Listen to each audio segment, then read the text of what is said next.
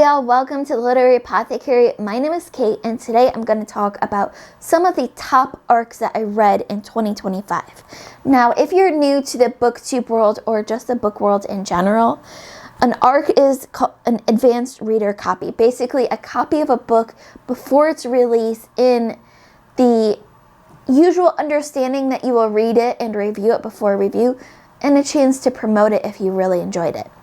So, the only kind of guidelines I gave myself for choosing which ARCs to talk about is that they were books that really stood out in my mind when I thought about ARCs I read last year, and or books that I enjoyed more than the first book in the series, or the second, more than other books in the series if they were part of a series. The first ARC I'm going to talk about is The Diplomacy of the Knife by C.M. Kaplan. This is book 2 in the Four of Mercy's series. It's a steampunk fantasy book. It's a fantastic sequel to The Fall Is All There Is. For me, this book read so much better than the first one. It was easier to read and more engaging. Kaplan really found his stride and story in this book, and it really honed in on their craft and writing, and it felt much more focused to me and just 10 times better. I really enjoyed the first book, The Fall Is All There Is, but this one was just 10 times better. It was a league beyond what the first book was for me. Next up, we have The Buffalo Hunter by Stephen Graham Jones. This is a horror book, and when I finished this book, I never thought that I would be the same again. And that sounds really dramatic, but if you've read this book, and I hope you know what I'm talking about, I finished this book and I just had to take a moment just to appreciate the beauty of the book, the horror of the book, the tragedy that the book is, but also just the profound writing that Stephen Graham Jones uses in this book. All of the different techniques, the amazing prose and imagery and symbolism. This book was a masterpiece, in my opinion. I know there are some controversial opinions about this book, but for me, this one was an absolute masterpiece. I immediately pre-ordered a copy of this book after I finished reading the ARC, and for me, that's something different than what I normally do. If I have a digital copy already, unless I absolutely loved that book and want to support that author 100%, I won't go and purchase another copy of it. But this one, I needed a hardcover copy of this book because it was just that good. This was not an easy book to read, both in subject matter and for some in text, the way it was written. But for me, it transcended the horror genre. It was horror and supernatural and historical fiction. This book left me crying and feeling like no other book can hold up to it. And if I didn't leave out ARCs in my Battle of the Books 2025, this would definitely have made it to the top 10, definitely would have made it to the top 5, or in my case, the top 8, top 4, possibly even the best book I've read last year. It's hard to say without going through the whole tournament again, because the point is I don't have to make that decision on my own. But this is definitely in the top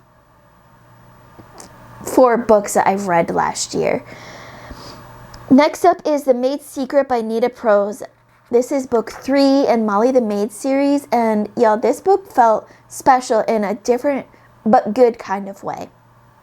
This is my favorite in this series, and it felt like Nita Prose really truly found her groove, wrote her heart out, and I loved where this plot developed.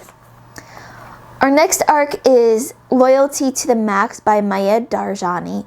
This is book 2 in the Broken Union series, and I believe these are more companion books than sequels in a series. You don't necessarily have to read book 2 before you read book 1, although I recommend it because you get a good introduction to the characters in book 1, and a lot of those are the same in book 2.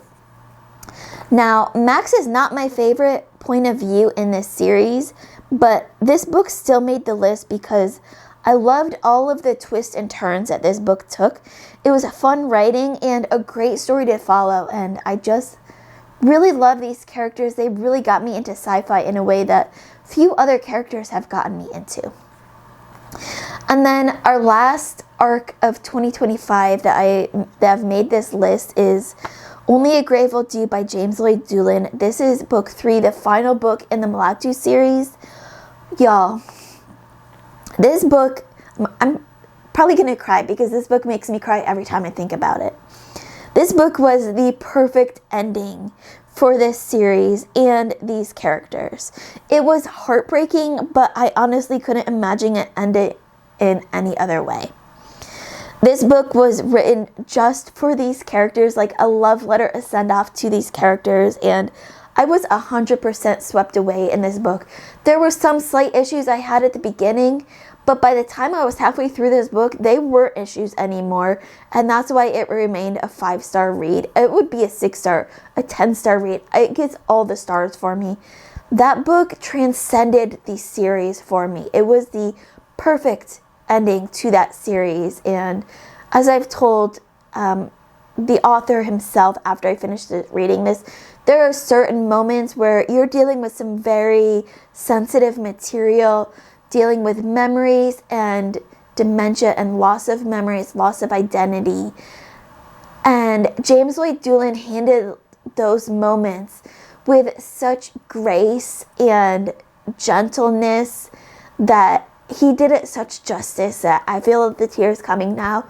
So I'm going to wrap this up saying Only a Grave Will Do definitely makes this list of the top arcs that I've read last year. And if I wasn't an arc, it would, along with the Buffalo Hunter, definitely make it into the top 10, top 8, and probably the top 4 books that I've read in 2025. So this is my wrap up for the top arcs I've read in 2025. As I was filming the Books of Battle series of videos, I realized that some of my favorite books I read last year were arcs, and they weren't included in the Battle of the Books. So I really wanted to highlight those books one more time. Maybe I'll talk about them again one day when I reread them. But for now, I just wanted to give them one extra highlight because they were arcs, books that came out last year, and I absolutely loved them. So if you've read any of those books that I mentioned here in this video, let me know in the comments below. What did you think of them? What were your favorite parts of them? Did you read them as arcs or when they first came out or after they came out? Tell me all the details in the comments below. They will all be linked in the description below as well. So if any of these sounded good to you, or if you read parts of these series before and you want to continue the series, you can find that information in the description below. As always, keep reading, and I love you all to the moon and back. Bye.